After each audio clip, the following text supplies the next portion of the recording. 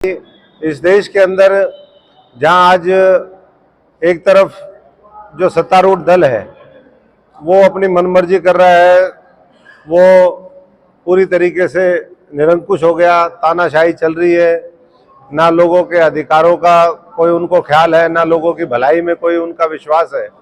उनको तो कुछ बड़े महापूंजीपति दिख रहे हैं जिनकी वो मदद करने में लगे हुए हैं। बाकी 140 करोड़ लोग, चाहे किसान हो, गरीब हो, मजदूर हो, नौजवान हो, कर्मचारी हो, हमारी माताएं बहनें हैं, उनसे कोई उनका मतलब नहीं है।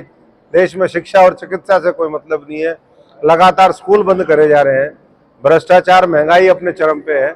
तो इसलिए हमने सभी साथियों से आह्वान किया है कि आप आम आदमी के पार्टी के सदस्य बनके एक व्यवस्था परिवर्तन की लड़ाई में अपनी क्रांतिकारी भूमिका निभाएं। और कल शहीदों का दिन था, कल हमने वहाँ पर ये पार्टी ने फैसला भी लिया कि अब आने वाला समय इस देश में अगर भारतीय जनता पार्टी को कोई चुनौती दे सकता है तो वो आम आदमी पार्टी है। अरविंद केजरीवाल जी हैं, उनके नेतृत्व में मोदी हटाओ देश बचाओ, उस पूरी मुहिम को और मजबूती से जमीनी स्तर पर लागू करने का काम आम आदमी पार्टी करेगी। और 30 तारीख को ये दिन तय हुआ है कि पूरे देश के अंदर उसके पोस्टर लगाए जाएंगे, क्योंकि दिल्ली में कुछ पोस्टर लगे थे, आपने सबने देखा। 136 FIR एक ही दिन में कर दी। अभी जो फैसला कोर्ट का आया राहुल गांधी के संदर्भ में, वो भी आप देख रहे हो। तो मैं समझता हूं कि इस तरीके से अगर विपक्ष दबाया जाएगा तो फिर कहां से लोकतंत्र सुरक्षित रहेगा, कहां से संवैधानिक अधिकार लोगों को मिलेंगे। और वायदे की जहां तक बात है, वायदे तो पूरे हो ही नहीं रहे। 2014 में, 15 में इस भारतीय जनता पार्टी की सरकार ने प्रधानमंत्री से लेकर के मुख्यमंत्री सबने आश्वासन दिया कि हम यहाँ पर रेवाड़ी के अंदर एम्स बनाएंगे। लेकिन एम्स आज 8-9 साल बीत गए, एम्स कहीं नहीं दिखाई दिया। वो एम्स के लिए संघर्ष होता रहा, झूठे आश्वासन देते रहे, यहाँ से सांसद विधायक वो झूठी वाहवाही लूटते रहे। और मैं समझता हूँ कि इस एरिया के विकास को आज मूलभूत सुविधाओं के लिए ये रेवाड़ी तरस रहा है। बिजली, सड़क, पानी नहीं है। किसी शायर ने कहा है कि इन्हीं पत्थरों पे चल के आ सको तो आओ, मेरे घर के रास्ते में कोई कहकशा नहीं। कहकशा कहते हैं फूलों की सेज को, तो रेवाड़ी के ऊपर और पूरे हरियाणा के ऊपर लागू होता है। मैं आज माननीय मुख्यमंत्री जी से और PWD मंत्री दोनों से ये पूछूंगा सवाल आपके माध्यम से, रेवाड़ी और पूरे हरियाणा के लोगों से, कि एक जिले का नाम बता दें जहाँ की सड़कें ठीक हो, जहाँ की सड़कें टूटी ना हो। गली नालियां उनकी तो छोड़ दीजिए। आज थोड़ी सी बारिश आई सिरसा शहर में, क्योंकि मैं सिरसा का प्रतिनिधित्व मैंने किया है। सिरसा शहर के अंदर सुबह 6:30 बजे से लेकर के अभी तक बिजली नहीं है। बिजली मंत्री वहां से हैं, तो हालात आप समझ सकते हैं। ना शिक्षा है, ना चिकित्सा है, ना बिजली है, ना पानी है। रोजगार का तो छोड़ दीजिए मामला। पूरी आम आदमी पार्टी की क्रीम यहाँ पर बैठी है।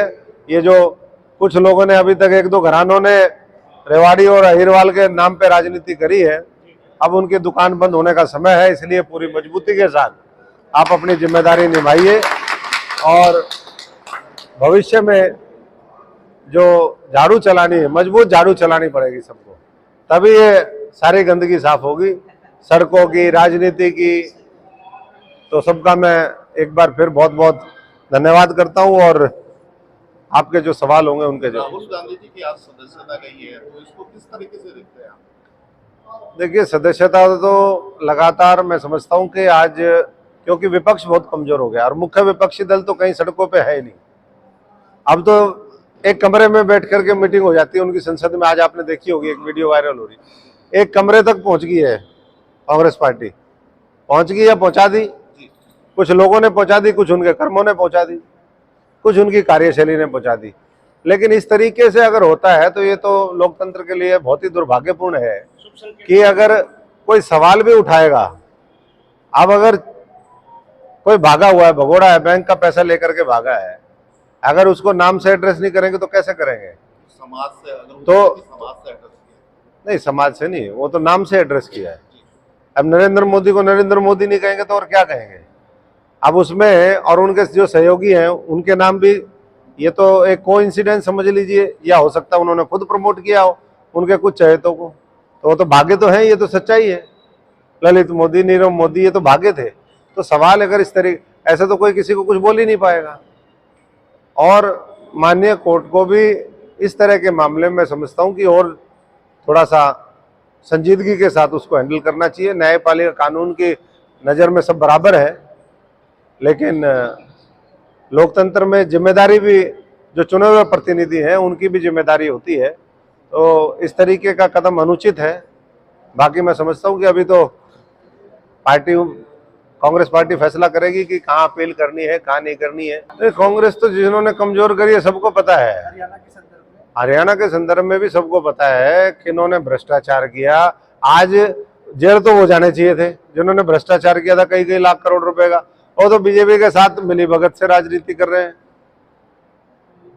और नाम लेने वाले को जो है उसकी सदस्यता चली जाती है। हालांकि सदस्यता जाए, अब राहुल गांधी भी हमारे गैंग में शामिल हो गए, XMP वाले में। बाकी लंबी लड़ाई है, लड़ाई तो चलती रही। अशोक तंवर जी की पार्टी को राजघराने की जरूरत पड़ गई तो? देखिए, राजघराने की जरूरत पड़ेगी तो मैं समझता हूँ कि आम आदमी पार्टी में, वैसे तो यहाँ जो भी आएगा पहले उसको आम आदमी बनना पड़ेगा। राजघरानों की जरूरत नहीं है। राजघरानों की जरूरत तो उसी टाइम खत्म हो गई थी। ये तो अब क्यों आप लोगों ने पाले हुए हैं, ये तो आप लोगों, हम तो ये कहते हैं कि लोकतंत्र के अंदर राजा बाबा साहब अम्बेडकर जी ने कहा, राजा रानी के पेट से नहीं, आपके वोट से पैदा होगा। अब आप अपने वोट से फिर राजा पैदा कर रहे हो, और वो फिर राजघराने का पैदा कर रहे हो। सुप्रीम चंद्रशेखर पटियाला हाईकोर्ट में पेशी के दौरान कहते हैं कि अगली बारी अरविंद केजरीवाल की है, शराब नीति में असली वजीर अरविंद केजरीवाल। देखिए, इस तरीके के आरोप प्रत्यारोप लगातार आम आदमी पार्टी के ऊपर लगाने की कोशिश है।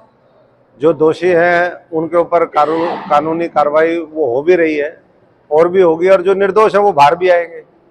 जैसे मनीष सिसोदिया है, ये तो सब जानते हैं कि भाई अच्छी शिक्षा उन्होंने शुरुआत करी, एक नया मॉडल लेकर के आए। उस मॉडल के माध्यम से नौजवान पीढ़ी पूरे दिल्ली में उन्होंने तैयार करी, पंजाब में उस मॉडल के ऊपर वो तैयार हो रहे थे, देश का मॉडल बनता। लेकिन कोई बात नहीं, बाहर आ जाएंगे। 2024 में हरियाणा की विपक्षी पार्टी एक होने की बात कर रही है बीजेपी को हराने के लिए, आम आदमी पार्टी उसमें हिस्सा होगी? देखिए, पहली बात तो जो बात कर रहे हैं, मुझे नहीं लगता वो बात अपना सेंसेक्स बढ़ाने के लिए इस तरह की बातें करते हैं, उसमें कुछ है। अगर ये काम के होते तो बीजेपी क्यों आती? 14 में यही लोग तो सब मिल करके बीजेपी को लाने वाले हैं। यहाँ बीजेपी का था क्या? बीजेपी का कुछ नहीं था। वो 10 साल दे दिए उनको लूटने के लिए हरियाणा। तो मजबूत गठबंधन जनता का आपस में होना चाहिए, जनता मिलकर के वो करे। और जनता अगर अपनी पीड़ा देख लेगी कि भाई पिछले लंबे समय से, आज़ादी से लेकर के आज तक, किस किस पार्टी का, एक हम बचपन में पढ़ाई करते थे तो कंपैरेटिव चार्ट बनाते थे, ऊपर लिख देते थे कि भाई इसकी ये स्ट्रेंथ है, इसकी ये वीकनेस है। ऐसे ही राजनीतिक पार्टियों का एक पूरा विश्लेषण करें। आदमी घर में बैठ करके, बुजुर्ग हैं, नहीं पढ़ना लिखना जानते, तो बच्चों को करे और उसमें बताएं कि पहले ये होता था, आज ये है, और आने वाले टाइम में ये पार्टी ऐसे प्रॉमिस कर रही। तो आकलन से साफ स्पष्ट हो जाएगा कि किसके साथ चलना चाहिए और किसके खिलाफ झाड़ू चलानी चाहिए। को हल करेगा, आप किस तरीके से देख रहे हैं? देखिए, कल भी ये बात आई थी कि केंद्र की सरकार इसमें ढीली पड़ी हुई है। केंद्र की सरकार अगर ढंग से इसमें हस्तक्षेप करेगी तो हरियाणा को उसके हक का पानी मिलेगा।